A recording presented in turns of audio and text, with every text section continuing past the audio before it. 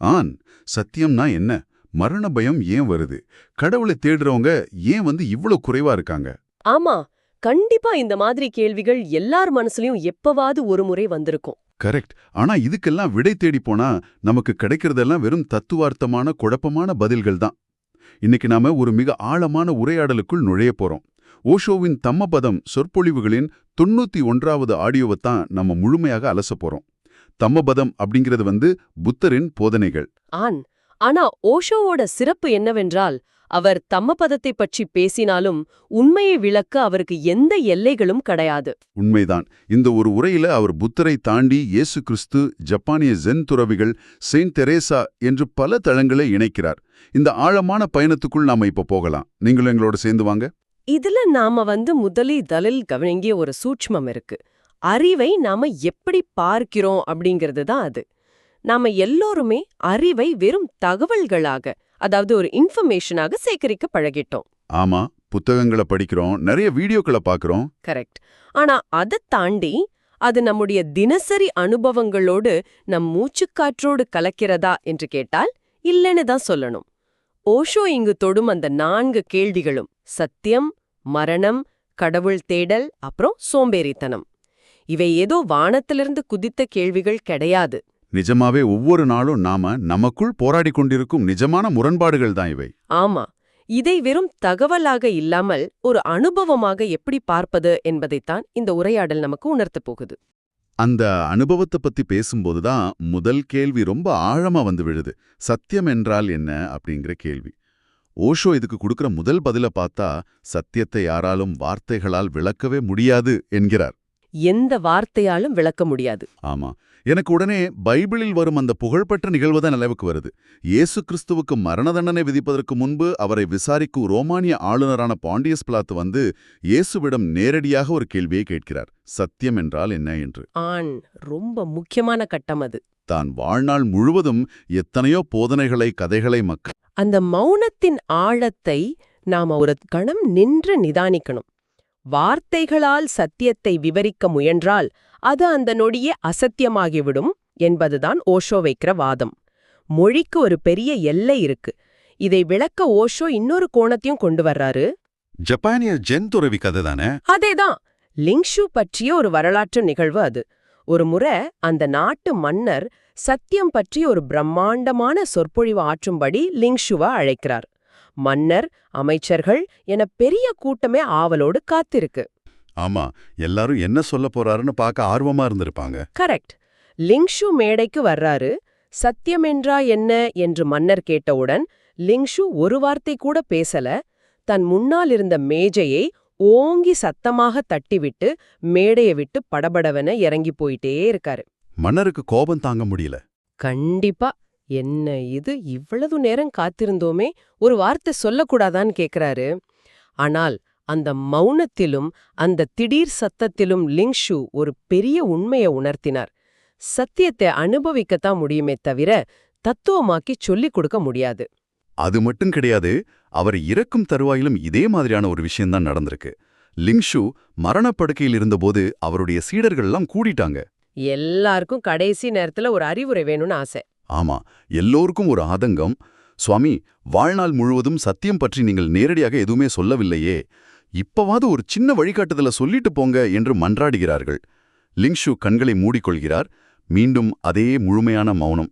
அப்படி அமைதியாக இறந்து விடுகிறார். இது சீடர்களுக்கு எவ்வளவு பெரிய குழப்பத்தை கொடுத்திருக்கும். ரொம்ப பெரிய குழப்பம்தான். அவர் இறந்த பிறகு அவருடைய சமாதியில் என்ன எழுதுவது? ஏன்னா அவர் எதுவுமே சொல்லவில்லையே. பிறகு வேறு ஒரு குருவிடம் சென்று இதை கேட்டபோது அவர் மிக அழகாக சொன்னார், அந்த சமாதியில் சத்குரு என்று மட்டும் எழுதுங்கள் அப்படின்னு. அருமையான ஒரு விளக்கம். ஏன்னா உண்மையான குரு என்பவர் சத்தியத்திற்கான பாதையை, அந்த மௌனத்தை மட்டுமே காட்டுவார்.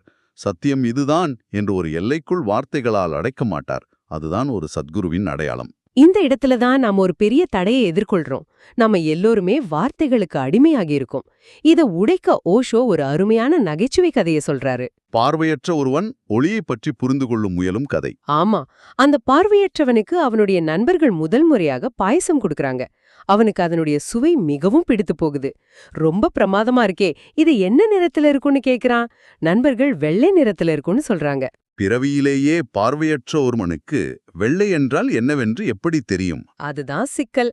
வெள்ளை என்றால் என்ன என்று அவன் கேட்கிறான். நண்பர்களும் எப்படியாவது புரிய வைத்துவிட வேண்டும் என்று போராடுகிறார்கள். ஒரு நண்பன் வெள்ளை என்றால் கொக்கை போல இருக்கும் என்கிறான்.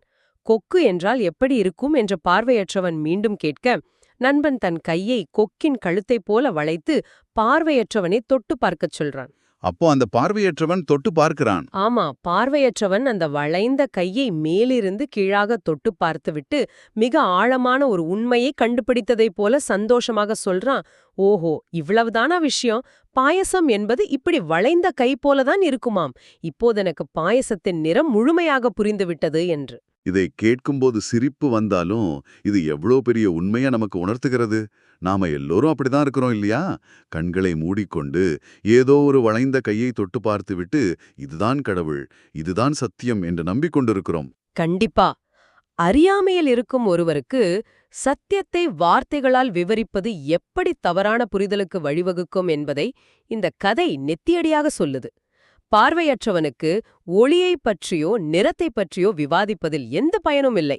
அவனுக்கு தேவை கண் பார்வை. ஆமா, ஒளியை விவரிப்பதை விட அவனுக்கு கண் சிகிச்சை கொடுப்பதுதான் உண்மையான உதவி. அதேபோல அறியாமையில் இருக்கும் மனிதர்களுக்கு சத்தியத்தைப் பற்றிய பெரிய தத்துவ விவாதங்களோ மத புத்தகங்களோ தேவையில்லை. நமது கண்களை மறைத்திருக்கும் அறியாமை என்ற திரையை விளக்குவதற்கான தியானம் போன்ற பயிற்சிகள்தான் தேவை. நாம கண்களில் உள்ள திரையை விளக்க வேண்டுமே தவிர இல்லாத ஒளியை பற்றி பேசி பேசி நேரத்தை வீணாக்க கூடாது. கரெக்ட். சத்தியத்தை வார்த்தைகளால் புரிந்து கொள்ள முடியாது என்பதை பார்த்தோம். ஆனால் இங்கே ஒரு பெரிய முரண்பாடு வருது.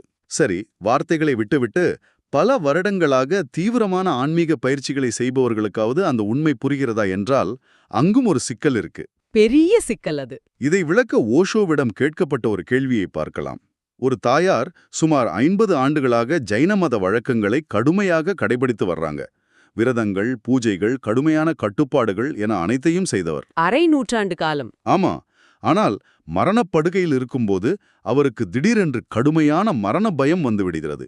தன்னை யாராவது காப்பாற்றுங்கள் என்று கதறுகிறார்.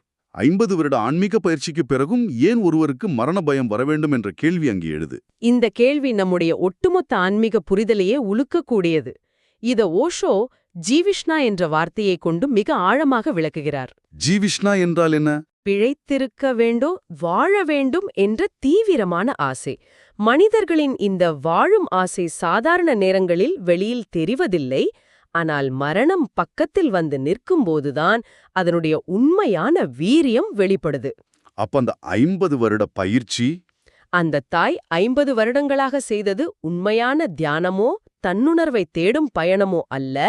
அவர்கள் செய்தது எல்லாமே ஒரு இன்வெஸ்ட்மெண்ட், ஒரு முதலீடு மாதிரிதான். அதாவது அடுத்த ஜென்மத்திலாவது அல்லது சொர்க்கத்திலாவது ஒரு நல்ல சுகமான வாழ்க்கை கிடைக்க வேண்டும் என்ற ஆசையின் நீட்சிதான் அந்த பயிற்சி.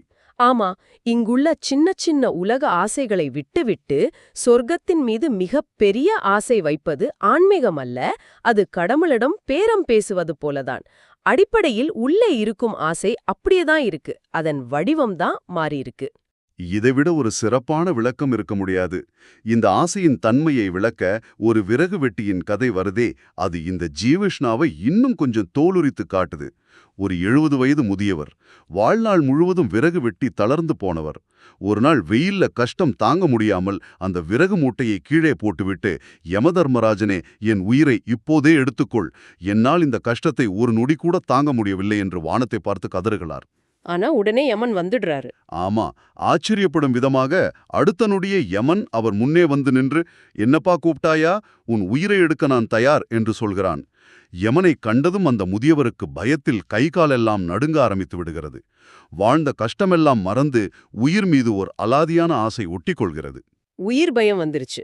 உடனே சுதாரித்துக் கொண்டு முதியவர் சொல்கிறார், ஆமா சாமி, கூப்பிட்டேன், உயிரை எடுக்க இல்ல. இந்த விறகு கட்டை மூட்டையை என் தலையில் தூக்கி வைக்க ஆள் இல்லை, கொஞ்சம் அதை தூக்கி விடுகிறையா, அதான் உன்னை கூப்பிட்டேன் என்று சமாளிக்கிறார். வாழும் ஆசை, அதாவது இந்த ஜீவிஷ்ணா அவ்வளவு எளிதில் நம்மை விட்டு போகாது. அந்த 50 வருடங்களாக சாதனை செய்த தாயும் இதே நிலையில்தான் இருந்திருக்க வேண்டும். அவர்கள் ஆசைகளை வலுக்கட்டாயமாக அடக்க முயன்றார்களே தவிர விழிப்புணர்வோடு அதை கடந்து செல்லவில்லை. இங்குதான் ஓஷோ ஒரு மிகப்பெரிய உளவியல் உண்மையை பதிவு செய்கிறார். ஆசையை அடக்கக்கூடாது, அடக்க அடக்க அது உள்ளே ஒரு பெரிய எரிமலையாக மாறிவிடும். மாறாக முழு விழிப்புணர்வோடு அந்த ஆசையை அனுபவித்து அதன் உச்சத்தில் இருக்கும் வெறுமையை நாமாகவே உணர வேண்டும். இதுக்கு அந்த ராஜஸ்தானி நாடோடிக் கதை ரொம்ப பொருத்தமா இருக்கும். ஒரு இளைஞனுக்கு தயிர் சாப்பிடுவது என்றால் உயிர். அளவுக்கு அதிகமாக தயிர் சாப்பிடுகிறான். வீட்ல எல்லாரும் திட்டிருப்பாங்க. ஆமா, வீட்டில் உள்ளவர்கள் அதை நிருப்பசங்கிறார்கள். அவன் கேட்கவே இல்லை. எவ்வளவு சாமியார்கள் மருத்துவர்கள் சொல்லியும் அவனுடைய பிடிவாதம் மாறவில்லை. கடைசியாக அவனை ஊரில் உள்ள ஒரு வயதான அனுபவமிக்க முதியவரிடம் கூட்டிச் செல்கிறார்கள். அந்த முதியவர் கையாண்ட விதம் இருக்கிறதே, அதுதான் உண்மையான உளவியல். அவர் அந்த இளைஞனிடம், தம்பி, நீ தயிர் சாப்பிடுவதை நிறுத்தவே நிறுத்தாதே, இன்னும் அதிகமாக சாப்பிடு என்று சொல்றாரு. அந்த பையனுக்கு சந்தோஷமா இருந்திருக்கும். ஆமா, ஏன்னா தயிர் சாப்பிடுபவர்களுக்கு வாழ்க்கையில் 4 பெரிய நன்மைகள் உண்டுன்னு அந்த முதியவர் சொல்றாரு. 1, அவர்கள் வீட்டில் திருடர்கள் நுழையவே மாட்டார்கள். 2, அவர்கள் தண்ணீரில் மூழ்கி இறக்க மாட்டார்கள். 3, அவர்களை எந்த நாய்களும் கடிக்காது. 4, அவர்கள் ஒருபோதும் வயதாக மாட்டார்கள் என்று சொல்கிறார். அந்த இளைஞனுக்கு ஒரே ஆச்சரியம், சந்தோஷம். ஆனால் அதன் பின்னால் அந்த முதியவர் கொடுத்த விளக்கம்தான் அந்த இளைஞனின் வாழ்க்கையே மாற்றியது. கரெக்ட். முதியவர் சொல்கிறார், நன்றாக கேட்டுக்கொள் தம்பி, தயிர் அதிகம் சாப்பிடுபவன் இரவெல்லாம் இருமிக் கொண்டே இருப்பான். அந்த இருமல் சத்தம் கேட்டு திருடன் உள்ளே வரமாட்டான். சளித்தொல்லையால் மூச்சு விட முடியாமல் தண்ணீர் பக்கமே போக மாட்டான். அதனால் அவன் மூழ்கி சாக வாய்ப்பே இல்லை. உடல் வலுவிழந்து கைத்தடி ஊன்றி நடப்பான். அந்த தடியை பார்த்து பயந்து நாய்கள் அவனை நெருங்காது. எல்லாவற்றிற்கும் மேலாக அளவுக்கு மீறி தயிர் சாப்பிடுபவன் சிறுவயதிலேயே நோயின் பிடியில் சிக்கி இறந்து விடுவான். அதனால் அவனுக்கு முதுமையே வராது என்று சொல்றாரு. இதை சற்று ஆழமாக யோசித்துப் பாருங்கள். அந்த முதியவர், நீ இதைச் செய்யாதே, ஆசையை அடக்கு என்று கட்டளையிடவில்லை. மாறாக அந்த ஆசையின் பண்ணால் ஒளிந்திருக்கும் துன்பத்தை, அதன் இறுதி விளைவை அந்த இளைஞனின் மனக்கண்ணில் விழிப்புணர்வோடு பதிய வைத்தார். விளைவு, அன்றோடு அந்த இளைஞன் தானாகவே தயிர் சாப்பிடுவதை நிறுத்திவிட்டான். விழிப்புணர்வோடு ஆசையின் வெறுமையை உணர்வதுதான் உண்மையான விடுதலையைத் தவிர கயிற்றை கட்டி அடக்கி வைப்பது அல்ல. ரொம்ப தெளிவான விளக்கம். இந்த விழிப்புணர்வை பற்றி பேசும்போது இயல்பாவே அடுத்த கேள்வி வருது. உலகில் இவ்வளவு மதங்கள் இருக்கு, ஊருக்கூர் ஆசிரமங்கள் முளைக்குது. ஆனாலும் உண்மையாக கடவுளை தேடுபவர்கள் ஏன் மிக குறைவாக இருக்கிறார்கள்? ஏன் எல்லாராலும் அந்த நிலையை அடைய முடிவதில்லை? உலக வாழ்க்கையின் மீதான ஆசை மனிதர்களுக்கு இன்னும் முழுமையாக தீராததே இதற்கு காரணம். ஒரு பழம் மரத்தில் பழுக்காமல் பாதியிலேயே பிடுங்கப்படுவதைப் போல மக்கள் முதிர்ச்சியின்றி ஆன்மீகத்திற்குள் தள்ளப்படுகிறார்கள். இன்றைக்கு நாம் எல்லாவற்றிலும் ஒரு இன்ஸ்டன்ட் ரிசல்ட் தேடுகிறோம். பசி எடுத்தால் 10 நிமிடத்தில் உணவு வர வேண்டும். தலைவலி என்றால் உடனே மாத்திரை போட வேண்டும். அதேபோல ஆன்மீகமும் அப்படி ஒரு 10 நிமிட தியானத்தில் அல்லது ஒரு ஆசிரமத்திற்குள் போனால் கிடைத்துவிடும் என்று நினைக்கிறோம். உலக வாழ்க்கையின் மீதான மோகம், அதன் மீதுள்ள மாயை முழுமையாக விலகாமல் ஒருவரால் கடவுளை தேட முடியாது. இடத்தை மாற்றுவதால் மட்டும் மனிதனின் உள் மனநிலை மாறிவிடாது. இந்த இடமாற்றம் என்ற விஷயத்துக்கு ஓஷோ சொல்லும் காக்கையின் கதை மிகச்சிறந்த உதாரணம். ஒரு காக்கை ஒரு மரத்தில் உட்கார்ந்து கத்திக்கொண்டே இருக்கிறது. அந்த வழியே வந்த ஒரு குயில் கேட்கிறது, எங்கே இவ்வளவு அவசரமாக மூட்டை முடிச்சுகளோடு போகிறாய் என்று. அதுக்கு அந்த காக்கை என்ன சொல்றது? நான் இங்கிருந்து ரொம்ப தூரத்துல இருக்கிற கிழக்கு திசைக்கு போகப் போகிறேன். இங்கே நான் பாடினால் என் குரலை யாரும் ரசிக்க மாட்டேன். எல்லோரும் என்னை கல்லெடுத்து அடிக்கிறார்கள், திட்டுகிறார்கள் என்று சொல்கிறது. அதற்கு குயில் சிரித்துக்கொண்டே, நீ திசையை மாற்றினாலும் உன் குரலை மாற்றப் போவதில்லையே, அங்கும் நீ போய் கத்தினால் உன் குரலை கேட்டு மக்கள் திட்டத்தான் செய்வார்கள் என்று சொல்கிறதாம். நாமும் அப்படித்தான். வீட்டை விட்டு வெளியேறி காவியோட இணைந்தாலும் ஆசிரமம் கட்டினாலும் மனிதனின் பற்று மாறுவதில்லை. அங்கும் அதிகாரம், புகழ், அடுத்தவர்களை விடத்தான் பெரியவன் என்ற ஆசைகள் பின்தொடரவே செய்கின்றன. கண்டிப்பா ஆன்மீக பாதை என்பது ஒரு சுகமான விடுமுறை பயணம் கிடையாது. அது ஒரு கடினமான மலையேற்றம், தீயில் நடப்பது போன்றது. செயின்ட் தெரஃபா என்பவரின் கதை இதை மிக கூர்மையாக உணர்த்துகிறது. ஆமா, அந்த காட்டாற்று வெள்ளம் கதை. ஒருமுறை அவர் கடவுளைத் தேடு ஒரு நீண்ட பயணம் செல்கிறார். வழியில் ஒரு காட்டாற்று வெள்ளத்தில் தவறி விழுந்து பாறைகளில் முட்டி மோதி உடல் முழுவதும் காயங்களோடு தத்தளித்து கரை சேர்கிறார். அவருக்கு கோபம் உச்சிக்கு ஏறுகிறது. வானத்தைப் பார்த்து கடவுளிடம் சத்தமாக கேட்கிறார், உன் மேல் இவ்வளவு பக்தி வைத்திருக்கிறேனே, உன் நண்பர்களை நீ இப்படித்தான் நடத்துவாயா? என்னை இப்படி கஷ்டப்படுத்தலாமா என்று. அதற்கு அசரீரியாக கடவுளின் குரல் கேட்கிறது, ஆம் தெரசா, நான் என் நண்பர்களை இப்படித்தான் சோதிப்பேன், இப்படித்தான் நடத்துவேன் என்று. உடனே தெரசா கொஞ்சமும் யோசிக்காமல் பயப்படாமல் மிக தைரியமாக பதில் சொல்றாங்க. ஓஹோ, அப்படியா? விஷயம் அதனாலதான் உனக்கு நண்பர்களே மிகவும் குறைவாக இருக்கிறார்கள் போல. இதை சாதாரணமாக கடந்து போக முடியாது. ஆன்மீக பாதையில் சோதனைகள் அதிகம். பலரும் கடவுளை தேடி வருவது தங்களுக்கு இருக்கும் துன்பங்களிலிருந்து தப்பிக்கவோ அல்லது சலுகைகளுக்காகவோ தான். அந்த சோதனைகளை, வழிகளை எதிர்கொள்ள யாரும் தயாரில்லை. அதனால்தான் உண்மையை தேடி வருபவர்கள் மிக மிக குறைவாக இருக்கிறார்கள். உண்மை. அடுத்து இந்த உரையாடலின் மிக முக்கியமான ஒரு பகுதிக்கு வருகிறோம். புரிதல் என்றால் எந்த? ஒரு சீடர் ஓஷோவிடம் கேட்கிறார், நீங்கள் பல வருடங்களாக பேசுகிறீர்கள், ஆனால் நீங்கள் சொல்வது எதுவும் எனக்கு புரியவில்லையே, ஏன் என்று. அதற்கு ஓஷோ சொல்கிறார், உனக்கு புரியவில்லை என்று நீ உணர்கிறாயே, அதுவே ஒரு மிகச்சிறந்த தொடக்கம்தான் என்று. வார்த்தைகளை மனப்பாடம் செய்து மூளையில் ஏற்றுவது அறிவல்ல. அதை இரத்தத்திலும் சதையிலும் வாழ்வில் செயல்படுத்துவதே உண்மையான புரிதல். இந்த கதையில் வரும் தர்மன் மாதிரிதான் நாமும். மகாபாரதத்தில் குரு துரோணாச்சாரியாரிடம் பஞ்சபாண்டவர்கள் கல்வி கற்கும்போது உண்மையை பேசு என்ற முதல் பாடம் நடத்தப்படுகிறது. மற்ற சகோதரர்கள் அனைவரும் ஒரே நாளில் அந்த பாடத்தை கற்றுக்கொண்டு விட்டதாக சொல்கிறார்கள். ஆனால் தர்மன் அந்த ஒரு வரியை கற்றுக்கொள்ள பல மாதங்கள், வருடங்கள் எடுத்துக்கொள்கிறான். துரோணருக்கு கோபம் வருது. என்னப்பா, ஒரு சின்ன வரியை கூட உன்னால மனப்பாடம் செய்ய முடியவில்லையா என்று கேட்கிறார். அதற்கு தர்மன் சொல்கிறான், குருவே, வார்த்தைகளை நான் அன்றைக்கே மனப்பாடம் செய்து விட்டேன். ஆனால் அதை என் வாழ்வில் ஒவ்வொரு கணமும் எல்லா சூழ்நிலைகளிலும் செயல்படுத்துகிறேனா என்று சோதித்து பார்த்தேன். அதை முழுமையாக வாழும் வரை அந்த பாடம் எனக்கு புரிந்துவிட்டது என்று நான் எப்படி பொய் சொல்ல முடியும் என்று கேட்டான். இதுதான் உண்மையான புரிதல். அறிவுக்கும் அனுபவத்துக்கும் உள்ள வித்தியாசத்தை இதைவிட அழகாக சொல்ல முடியாது. சரி, இதுவரை தீவிரமாக முயற்சி செய்பவர்களை பற்றி பேசணும். ஆனா இதுல ஒரு முரண்பாடு இருக்கிறதே. என்ன முரண்பாடு? இந்த உலகில் 90% பேர் எதையாவது தேடி ஓடிக்கொண்டே இருக்கிறார்கள். வாழ்க்கை போராட்டத்தில் களைத்து போயிருக்கிறார்கள். எந்த ஒரு தீவிரமான ஆன்மீக பயிற்சியும் செய்ய விரும்பாத உலகத்தின் பார்வையில் சோம்பேறிகளாக இருப்பவர்களுக்கு ஆன்மீகத்தில் வழியே கிடையாதா? ஓஷோ இதற்கு ஒரு புரட்சிகரமான பதிலை சொல்றாரு. ஆமா, அவர் மிகவும் தைரியமாக சொல்கிறார், உண்மையான சோம்பேறிக்கும் ஒரு பாதை உண்டு என்று. அந்த பாதையின் பெயர்தான் சரணடைதல். இதை விளக்குவதற்கு ஒரு ஜப்பானிய பேரரசரின் கதையை அவர் சொல்றாரு. அந்த பேரரசர் ஒரு பயங்கர சோம்பேறி. தனக்கு எந்த வேலையும் செய்ய பிடிக்காததால் தன்னை போல நாட்டில் உள்ள மற்ற சோம்பேறிகளுக்கும் அரசாங்கமே வாழ்நாள் முழுவதும் உணவு வழங்க வேண்டும் என்று ஒரு அறிவிப்பு வெளியிடுறார். இதை கேட்டவுடன் ஆயிரக்கணக்கான மக்கள் தாங்கள் சோம்பேறிகள் என்று கூறி வந்து கூடுகிறார்கள். இவ்வளவு பேருக்கு உணவளிக்க முடியாதே. அதனால உண்மையான சோம்பேறிகளை கண்டுபிடிக்க அரசர் ஒரு தேர்வு வைக்கிறார். அந்த தேர்வு தான் உச்சக்கட்டம். வந்திருந்த ஆயிரக்கணக்கான ஆட்களையும் வைக்கோலால் வேயப்பட்ட குடிசைகளில் துங்க வைத்துவிட்டு நள்ளிரவில் அந்த குடிசைகளுக்கு தீ வைத்து விடுகிறார்கள். குடிசை எரிய ஆரம்பித்தவுடன் உள்ளே படுத்திருந்தவர்கள் அனைவரும் உயிரை காப்பாற்றிக் கொள்ள அலறிடித்துக் கொண்டு ஓடிவிடுகிறார்கள். ஆனால் 4 பேர் மட்டும் தீயை பார்த்தும் எந்த சலனமும் இல்லாமல், யாராவது வந்து நம்மை காப்பாற்றினால் காப்பாற்றட்டும், நாம் ஏன் நம் தூக்கத்தை கெடுத்துக்கொண்டு ஓட வேண்டும் என்று போர்வையை இழுத்து போர்த்திக் கொண்டு தொடர்ந்து தூங்குகிறார்கள். அவர்களைத்தான் அசல் சோம்பேறிகள் என்று அரசாங்கம் தேர்ந்தெடுக்கிறது. இதை கேட்க நகைச்சுவையாக இருக்கலாம். ஆனால் இந்த இடத்தில் நாம் கவனிக்க வேண்டிய ஒரு பெரிய சூட்சுமம் இருக்கு. இதை வெறும் உடல் ரீதியான சோம்பேறித்தனம் என்று நினைத்துவிடக்கூடாது இல்லையா? கண்டிப்பாக. அந்த 4 பேரும் தங்களை காப்பாற்றிக் கொள்ள எந்த முயற்சியும் எடுக்கவில்லை. நடப்பது நடக்கட்டும், வாழ்வோ சாவோ அதை அப்படியே ஏற்றுக்கொள்கிறோம் என்று முழுமையாக சரணடைந்து விட்டார்கள். இதுதான் உண்மையான சரணடைதல் அல்லது சாய்ஸ்லெஸ் அவேர்னஸ். பகவத்கீதையில் அர்ஜுனன் ஒரு மாபெரும் வீரன், செயல் புரியும் ஆற்றல் கொண்டவன்.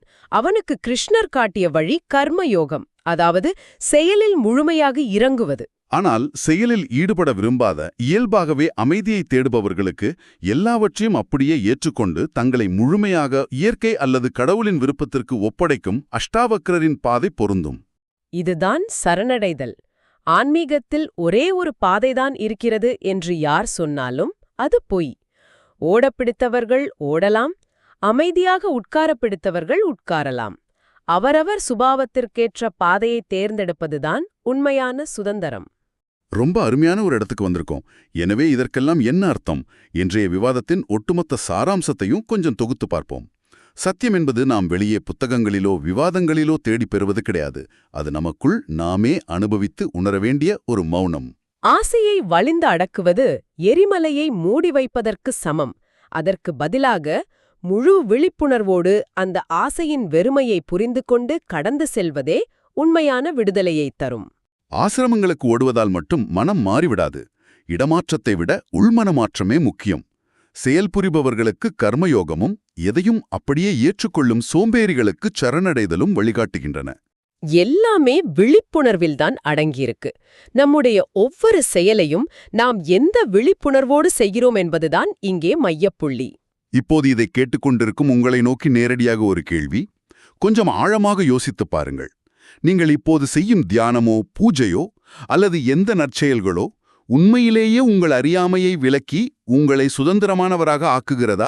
அல்லது இந்த வாழ்க்கைக்குப் பிறகு மறுமையில் ஒரு பாதுகாப்பான இடம் கிடைக்க வேண்டும், நரகத்துக்கு போகக்கூடாது என்ற ஆசையின் இன்னொரு வடிவமாக ஒரு இன்சூரன்ஸ் பாலிசி போலத்தான் அந்த ஆன்மீக பயிற்சிகளை பயன்படுத்துகிறீர்களா? ஒருவேளை அப்படி இருந்தால் உங்கள் ஆசை உங்களை விட்டு போகவில்லை, அது ஆன்மீகம் என்ற முகமூடியை போட்டுக்கொண்டிருக்கிறது என்று அர்த்தம். இதைச் சற்று ஆழமாக சிந்தித்துப் பாருங்கள். இவ்வளவு நேரம் கேட்டதுக்கு ரொம்ப நன்றி. இந்த Tamil voice reads channel monetisation இல்லாம தான் நடக்குது. இந்த ஆடியோ புத்தகம் உங்களுக்கு பயன் தருதுன்னு நினைத்தால் இந்த முயற்சி தொடர்ந்து போக உங்க ஆதரவு மிகவும் உதவும். என்னுடைய இந்த முயற்சிக்கு நன்கொடை அளிக்க விருப்பம் இருந்தால் டிஸ்கிரிப்ஷன்ல கொடுக்கப்பட்டுள்ள UPI ID மூலம் வழங்கலாம். உங்களால் முடிந்த அளவு போதும். சிறிய ஆதரவும் பெரிய உதவிதான். இந்த வீடியோ உங்களுக்கு பயனுள்ளதாக இருந்தால் சப்ஸ்கிரைப் பண்ணுங்க, மற்றவர்களுக்கும் பகிர்ந்து கொள்ளுங்கள். இந்த கருத்துக்கள் அவர்களுக்கும் தேவையாக இருக்கலாம். லைக் பண்ணுங்க, உங்க கருத்துக்களை கமெண்ட்ல பகிருங்கள். மனப்பூர்வமான நன்றி.